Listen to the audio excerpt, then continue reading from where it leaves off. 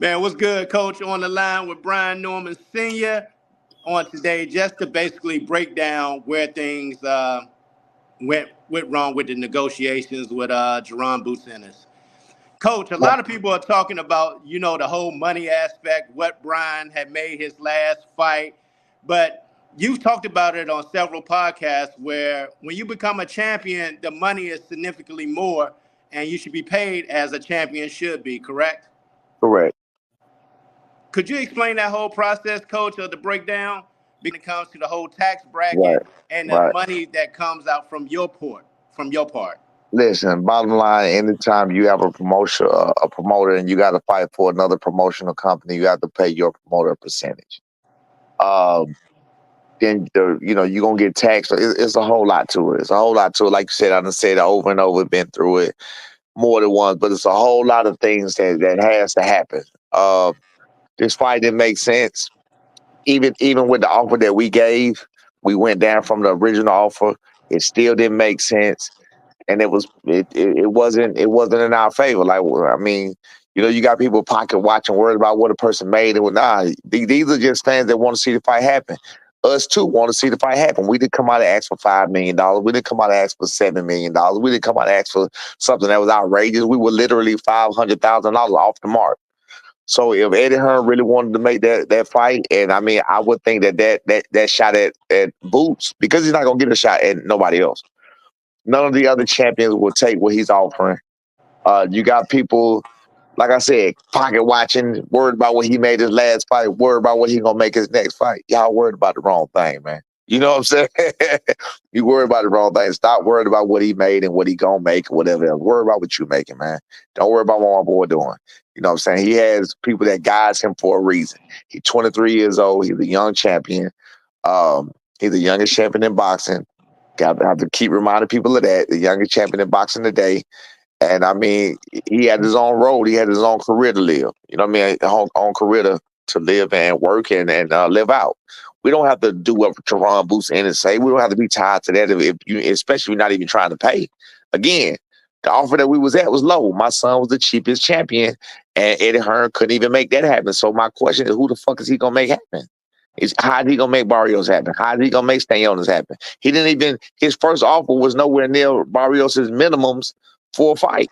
That's why Barrios did an interview on the Boxing Voice, and he said that his minimums were nowhere near enough. So there was no negotiations. We were the only one doing negotiations, but we the one being called a duck.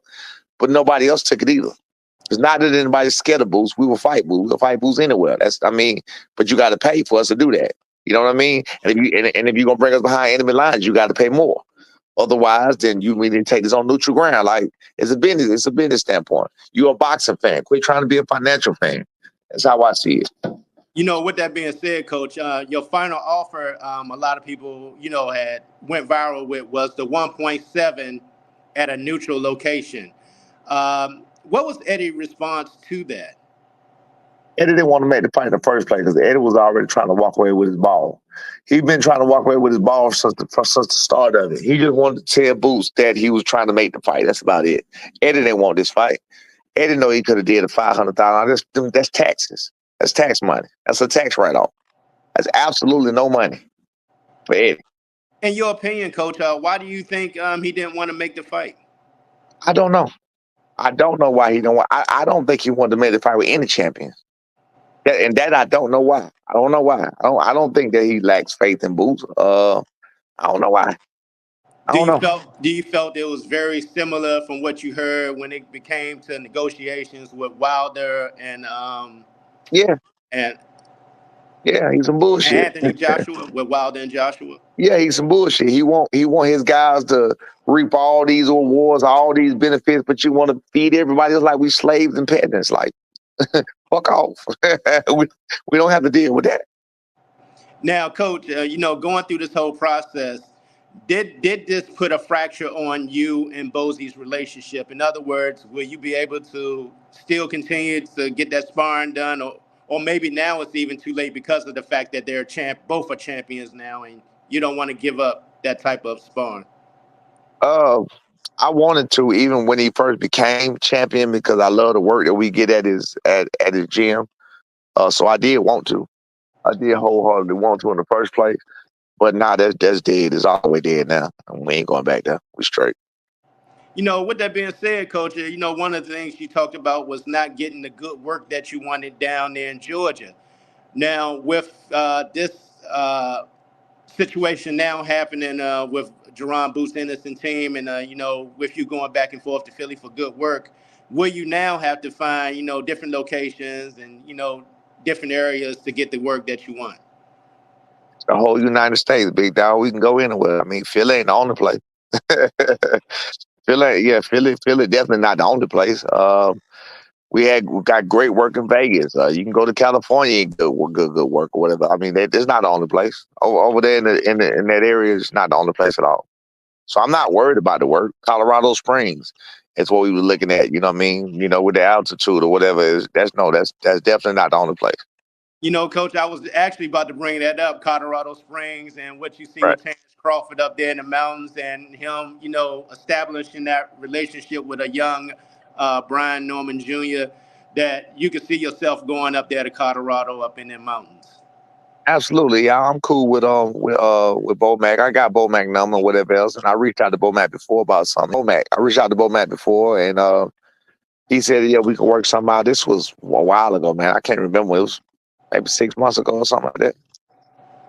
You made a profound statement, Coach. You said Boots would never be undisputed at 47 because Eddie of Hearn. the way Eddie Hearn tries to negotiate. Eddie Hearn is a businessman. Let's keep that. Let's keep this intact. I tried to tell Bo ahead of time that he didn't want that. You know what I'm saying? I'm like, look, bro, this is what we want. This is what we asking for. Get on him, make it happen. We know he can make it happen. He can write this shit off. This is nothing. So I got on Boulder before, and I mean, I got on him, but I told him, I got ahead of the game, and I told him as I was being transparent with the world, and I told him what was up. I said, listen, y'all want this fight to happen?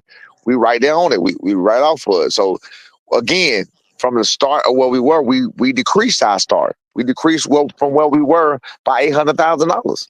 We decreased our stands on the first part by $800,000. You know what I mean? So I um, gotta admit to you, Coach. As I saw you going on the different podcasts and your management, it had me to give me a chance to think because at one point I was like, man, take that 1-5. This is an opportunity to become great. But when you start putting all the different factors that's involved, he's 23 years old. It's no rush for him to rush into the Lions' den if the money's not right, completely exactly, right.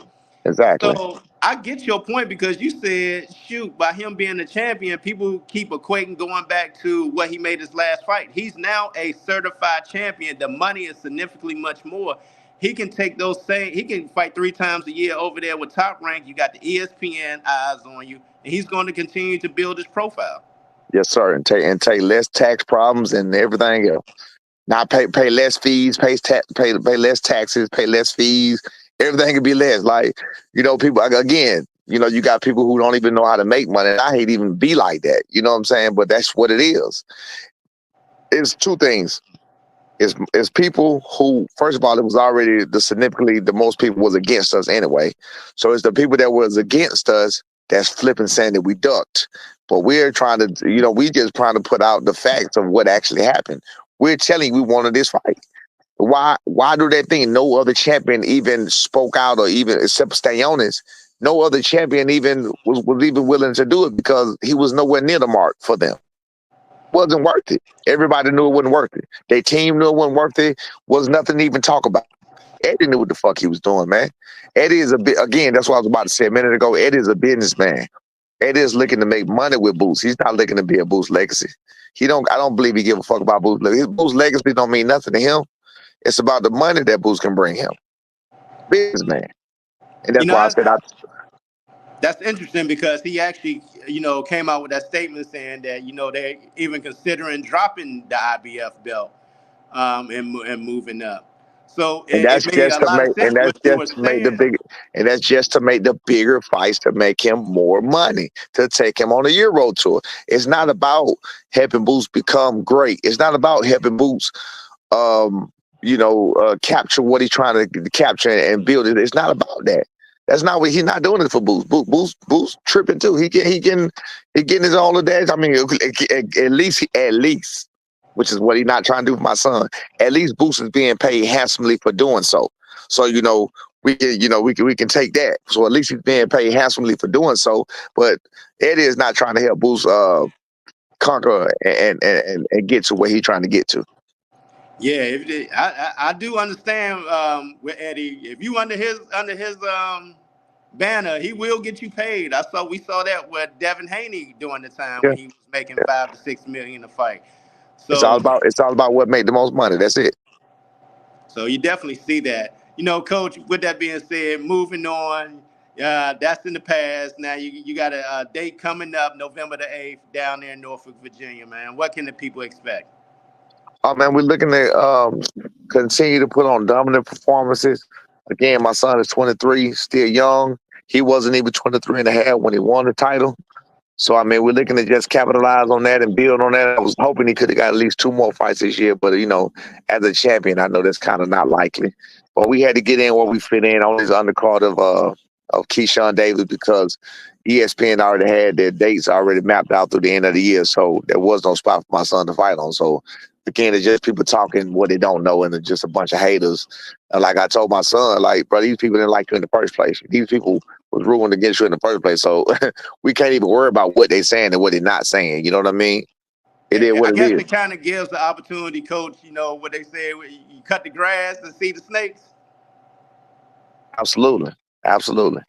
So sometimes you need that, to see where people are and to see Hey, what they're hey, saying. man, we embrace every bit of it, man. We've never had the fanfare. I don't really never expect. We get some, but I don't expect it. I don't expect to ever have the fanfare. I know it's gonna come some people from some, but it's also just like with Floyd, you also gonna have some people that's gonna continue to hate just because they just wanted to be right from the start. They wanted Brian Norman Jr. not to be shit from the start. They wanted Brian Norman Jr. to fail from the start. You know what I mean? But the crazy part is the reason why. All because, and it started in the beginning, all because he dared to say that he would take on Jaron Ennis and beat Jaron Ennis. You have no idea. This started with the first thing of us just saying we would accept the fight. I was curious and confused about the comments I was getting and people in my DM. I'm like, wait a minute.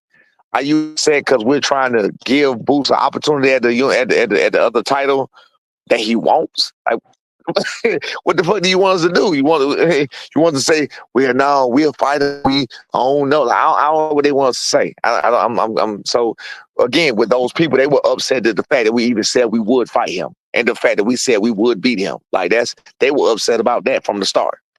Were you surprised by that? I'm actually surprised by that. But with these modern day boxing fans, they making a lot of excuses for why they don't want the fight to happen instead of saying, "Let's see the fight so we can Exactly. see it." Exactly. This shit crazy. Don't let it happen because he gonna destroy. Well, let him go and get his belt. That's been my argument the whole time. Let him go and get his easy title. I've been saying that for a long time. Come on and get his easy title. Come on and get his easy work. come on in and knock us out of the way. Shit me up. Everybody said they want to shit me up, which I'm still trying to understand because all I'm doing is answering the question that's asked me. We on here today, and people would take this as, man, I wish he'd shut up. You wish I would not answer the question that's asked to me. You wish I would not support my son. You wish I would not big up and give my son props and tell the truth about my son being the youngest champion in boxing. Do you wish I say my son is a bum? Like, what the fuck do you wish for me to do? You feel what I'm saying? So to me, for people to even be like that is crazy to me. I'm wondering what if I was a fucking deadbeat dad and I didn't say shit at all? Would I get any flack? No, nobody Yeah. done said a word to me. So all of it is crazy to me, man. All of it is very strange to me. You know what I'm saying? I find all this shit strange. Like I don't think people listen to what they're saying. That's all. Now, Coach, man, now that we've moved on now from the boot situation, going forward now, man, what's the plans for Brian? We know he's going to defend the title coming up November 8th, but right after that, what's your goals, Coach? Is it try to reach out to the other champions to see what can happen, to see if you can unify, or are you going to continue right now just to do the defenses? We got a number two. We got a number two with hope we can make something happen with the unification. So we did get a number or two, a phone number or two hopefully we can do some work with some people, and hopefully we can make that happen. That would be freaking amazing. I mean, at this point, just based on the hate, I would love to do it and unify just before Boost did it, just so I can say I had, or even get the opportunity to do it. I'm so serious. And that's just because of how they coming at us. You know what I mean? That's the only reason. You know what I mean? Otherwise, I actually want Boost to be successful, or get an attempt to be successful at what he's trying to do. I think he worked hard to get where he is. I think he deserves where he is, and I think his talent deserves to be seen. But I mean, Ed Hearn is crippling him. He crippling him. He don't want to do business right, so In it's your not gonna never work. in your opinion, Coach, do you see him staying at the 47 next year, or do you see him moving on to the 54 because of what's going on in his It is situation? about it is about money. So he's definitely gonna move on. Why would he stay at the 50? What? Nah, he gonna move on. He gonna move on to 54, where he can go on a Euro tour. If anything, he gonna bring a Euro over to Philly, maybe beat them there. Maybe get like a Madrimov or something like that, whatever. Which I think would be a interesting fight. He gonna take him on a Euro tour, or even take him over there where he can sell him with somebody else. He gonna be on a Euro tour. He's not gonna stay at 47 because Eddie's not gonna pay no money to get anybody at 47. There are no big names at 47 like that no more.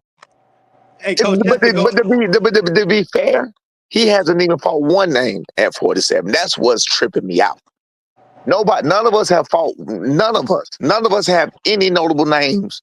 No champion has any notable names except Barrios, and that's with Ugas. And we know what happened to Ugas right before Barrios beat him. He got beat bad by and hospitalized by Errol Spence.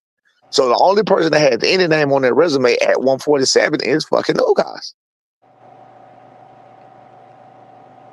Great point, because a lot of people were comparing both of the resumes, but the factor they kept bringing up was the fact that Boots was a headliner in Philly and sold out, so he has the name. With that being said, Coach, when do you see Brian getting his first headline down there in Macon, Georgia? I mean, in Atlanta, Georgia. Trip out.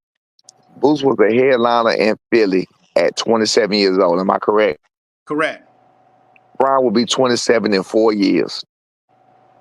All right. He'll be 27 in 4 years. He got time for that. I think a lot of people keep forgetting the fact that They he's only forget he's 23 years old. 23 years old. They forgetting. They forgetting. Of course they don't care. It's not. What they keep forgetting, it's not their job to care, but it's our job to care. That's why we're doing what we're to get in the right direction. He's a young champion with a young career, and I'm we're trying to build that career. We're trying to guide that career in the right direction. He has time to do all of what they're saying. Oh, your son is never. Last time I checked, Boost didn't headline any show anywhere at 23 years old. Last time I checked. These are all great points, Coach. Yeah. So I see where you're coming from now. Like I said, I was wrong, man. A lot, like with a lot of people eventually, like, hey man, I was like man, how you turn that Listen, 1-5 listen, down? But listen, listen, listen. because that's all you hear through the social media, Coach, that Right. you kept hearing over and over. Why did they turn it? Why did they turn it? So that's all you The, keep hearing the big, the until your biggest mic, management team came on and the really biggest broke it. microphone speaks the loudest. The biggest speaks the loudest. But you have to understand, there's more ways and more things to do. We're not looking for, unlike what Boots said and what Moses said, we're not looking for a retirement check. Nobody retire off of $800,000. We're looking for a retirement check. We're looking for the best. We're looking for the best opportunity for my son's career. That's what we're looking for.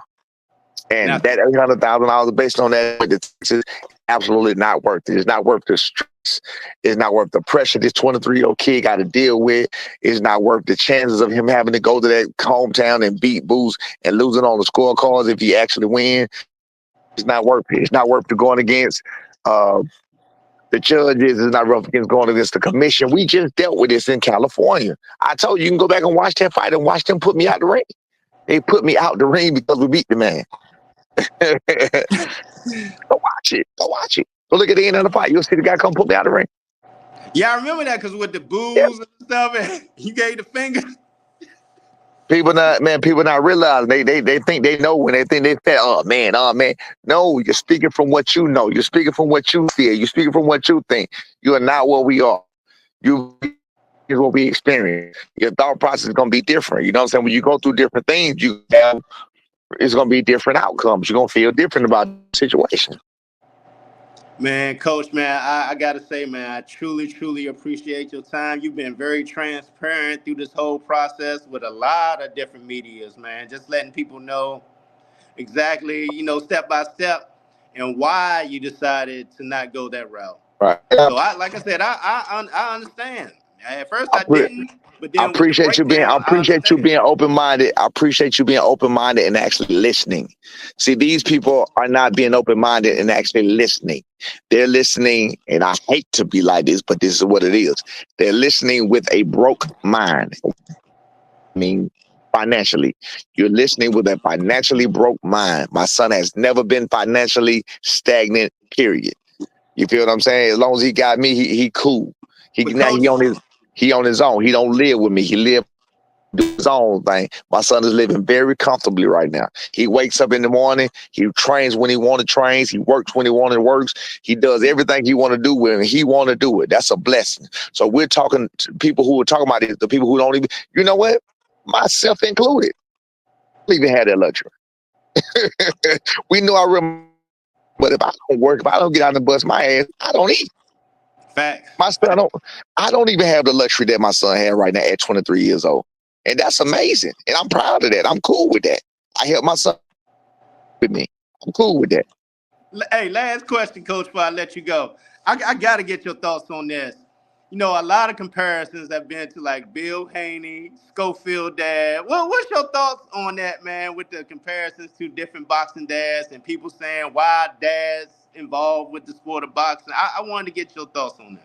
The thoughts on that is these are also people that are obviously deadbeat dads because I don't think any dad that's there for his son, that's there here for his son the way we are, that makes the sacrifices that we make. I don't think any dad would dare. We make a lot of sacrifice for these kids. You see me up in Baltimore. You see me at different places. You know what I mean? I'm missing money doing that. I could have been here. I could have been home. I could have been. No, nobody paid for that. I paid for that. You You have feel your what I'm own saying? business. You have your own business. So sometimes you have to sacrifice your business I for your son. I always do that. I always do that. Still to this day. Still to this day, I'm not asking for nothing for myself. I'm not, hey, bro, you'll pay me. No, I'm not asking him to pay me for nothing. Not when it comes to stuff like that. No. So I sacrifice all the time for him. That's what I do. So that's what I'm saying. With these other boxing dads, apparently, apparently they don't go as hard as we go for our kids, or they would understand and they would appreciate how far we took them, how far we brought them, how far we got them. You know what I mean? With Bill Haney, his son was a fucking millionaire from a young age. You know what I'm saying? His son is a well behaved. Man, he's not out doing crimes. He's not out, hitting women. He's not out doing hit and run. He's not out do, I mean, he just the shit he just did at the Fed. Hey, that's young kid shit. But you get my point though. He not Yeah, out getting drunk driving, and you know what I'm saying, and with guns and all, on internet with guns and all. He ain't doing all that. Respectful. That's a respectful young man. You know what I great. mean? So with that being said, his father is the one that raised him. His father is the one that guided him. Of course, his father is gonna get on social media and on YouTube and everything else and big up his son. What the fuck you want me to say, man? My son is a bum and he'll lose to it. No, like Exactly. again, I'm like, what are you supposed to say as a dad? Oh, my son this gonna get shit, his ass this beat shit is by me. crazy. I think if anything, I do understand, and I don't nothing but respect to him. Floyd Schofield, father, he go a little bit overboard. I don't do all that. Now he go a little bit overboard and over and beyond, but that's past what he's trying to do. You get what I'm saying? I think, but myself included, sometimes I have to check myself and put myself back in line with certain things. I listen to myself when people say stuff to me like did you see the Mill City interview the other night? Yeah, yeah, So you seen that dude, the last dude that called me with that bullshit, right? yeah. I saw that. So he made me think about it. I was like, yeah, Bill Haney, Kamala. Wait a minute. So I asked myself, Well, you got all these people saying I'm doing something wrong. Let me think for a minute, because sometimes people on the outside looking in tell you doing something wrong. So I Mm-hmm. said, okay, wait a minute. What am I doing? I'm not just openly hopping on. When I hopped on social media and I made my videos, the videos that I made, you were a witness to this, were just transparency of what the update of the negotiations were. Am I correct? Correct. That's all it was. It wasn't saying, yeah, my son, to fuck him up. We waiting on this work. I didn't do all that. All I did was the updates of that.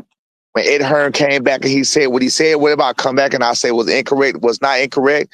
Okay, let's talk about it. I mean, I'm confused about what they're saying and what their problem is. So to me, it just sounds like hate and jealousy to me, because I don't understand. I'm trying to think of, wait a minute, a motherfucker come on and ask me a question just like you asking me questions now. They ask me how I feel. They ask me what happened. They ask me what I think. They ask me what the breakdown is and what the future. They ask me what this and what that. All I'm doing is answering every single question that I'm asked. I'm giving my opinions from a more inside side information. All of them, all of y'all, everybody who's listening. So I'm giving my opinion from where I stand and from what I know, all the factors that I know, which is more than anybody. And you got people out there saying I'm talking reckless and I need to shut up. Shut up about what? What is it that I'm saying that I need to shut up about? So again, I was listening and I was thinking and I was wondering, I was searching my brain. I mean, you help me. You help me. Even if you can get in the comments, tell me, what have I ever done or said wrong that I need to shut the fuck up about? Tell me what I said. Tell me when I came out and said my son is the best in the world, he the greatest to ever live, and can't nobody. Tell me when I said something like that. You Nah, know what I because you've been mean? very, I'll be honest with you, you've been very transparent when you talked about different sparring and everything. Oh, speaking of that, how do you feel? Because, Bozy felt a certain way about that. Bose. I respected him more. When he started responding, started responding to my messages after the last time a certain. I knew where he was going. I knew he was leaning to the dark side. It's okay. He full of shit. Because even the way he responded to my last message, I like, he must think I'm trying to uh screenshot, copy some text and shit. Because he was saying shit like being diplomatic in the text. He wasn't being, frank with me like we always do. Like he was saying unnecessary shit. Like, bro, what the fuck are you talking about? You know what I'm saying? But I already seen where he was going with that. I respected him more now, whatever. I do still appreciate him. I do still have respect for him, and I do still congratulate him on everything and all he has done for his son or whatever else. But nah, he's straight full of shit. He's straight full of shit. My son's knees, arms, hands have never touched the canvas in front of Boots ever in fucking life. And he ain't gonna tell you it did. His son hit my son in the fucking nuts. My son leaned over and said, "Oh." First of all, that's not a drop. He hit my son in the nuts, just like if you go back and watch any of his fights, you can go back and watch who was that? Limping Ness, he hit him in the nuts. Even Avenesian, he just hit him in the nuts, square in the nuts. He's known for doing shit like that. He hit fucking Thomas DeLorme behind the head. He hit fucking Cussio Clay behind the head. Like, bro, what the fuck are we talking about? So you can make these arguments all you want and make this and that. You can even go back. And again, this is not shooting shots at nobody. I'm speaking fact. You can go for yourself and watch Cussio Clayton fight, watch Thomas DeLorme fight. They show the replay. They don't show the replay much because they know what you're gonna see and what you're gonna start to realize. He hit the man behind the head, not to his fault of his own though. It wasn't his fault. They slipped down to us and he hit him right in the back of the fucking head. Of course, that's gonna debilitate the motherfucker. You feel what I'm saying? So I'm not Yeah. saying nothing bad, but I'm just telling you. Oh shit, that was B just calling me. So if that's Nah, what it nah, is, nah. I appreciate your time, Coach. Like I said, man, I truly appreciate you being transparent, coming on. You definitely changed my mind in the situation, man. Like I hey man, said, look, and if you heard me and you understand what I'm saying, other people, even if it's one by one, other people heard me. They understand where I'm coming from. I mean, that's enough for me because again, the world was against us anyway. So it's just still an uphill battle for us. We thought that after we beat Santillan, the Santillan, the way we beat him, like a lot of people don't understand or know, think the way we think. You got to understand, this is a Mexican warrior. Everybody knows Mexicans are the toughest fighters out there, right? That's damn correct. near undebatable. As far as toughness, they're damn near the toughest fighters out there. That's damn near undebatable. This man, nothing but pride. We talk about Mexican pride. That's damn undebatable. He was willing to fucking do whatever. He was obviously willing to die in that ring. My son took everything out of him, all the way to the last drop. He took all the fire. He took all the headbutts. He took all the punches behind the head. He took all the shoulder blocks to the face. He took all the forearms to the head and neck. He took all the headbutts to the middle of the face. He took everything. He took You know, everything. it's something about going into the Lions Den, Coach. Now your son battle tested going in other people's He's battle backyard, tested, so man. He he's battle very tested. he's comfortable now. Man, listen, he's comfortable. It's because of that. It's because of this right here. It's because we don't get no respect anyway. So people expect shit from us anyway. So we come out, whatever. It's going to be a whole bunch of excuses of how we did it and why we did it and too and what we did it and blah, blah, blah. That's all it's going to be. You know what I mean? It's not gonna be. It's never not gonna be a real. But then you take somebody like, again, this ain't shooting no shots. It's just I'm being real. You take somebody like a Booth Ennis that can beat up on Olympic nets, 140 pounder that's 30 years old, 35, 36 years old, and he 140 pounder and he don't even drop him. I mean, you beat him to the body and beat him and beat him and beat him and beat him and beat him. So they just have to stop. Okay, you done beat him too much. You know what I mean? Yeah. I mean, you look at something like that. That's what I'm looking at. You take something like he walked on this other fat dude that was walking straight forward. Same as that thing happened. He dropped him one time, and then they just like, all right, bro, that's it. And you beat on these boys too bad. You know what I mean? Yeah. But you take my son, who has a chance of actually losing. My son has a chance of actually losing, and it's a 70-30%. We actually had him a 41 underdog in his hometown in the Lions Den. He go out there and he does what he does. Give him no credit. It's these people don't want to give him credit. They don't want to believe what they believe. Correct. They don't want to believe what actually happened. That's all it is. Man, I appreciate your time as always, Coach. All right, man. I appreciate you, Big Don. I appreciate the platform. Again, to the people, hey, I'm being asked questions. I'm answering the questions. I'm asked the questions. Hey, don't worry about what I got going on with my son. Go do what you can for your son, your daughter. Make them great. I hope you cheer for them just like I cheer for my son. I hope you big up them just like I big up my son. And more power to you. Simple as that. There you have it, Brian Norman Sr. on the ropes. We out. All right.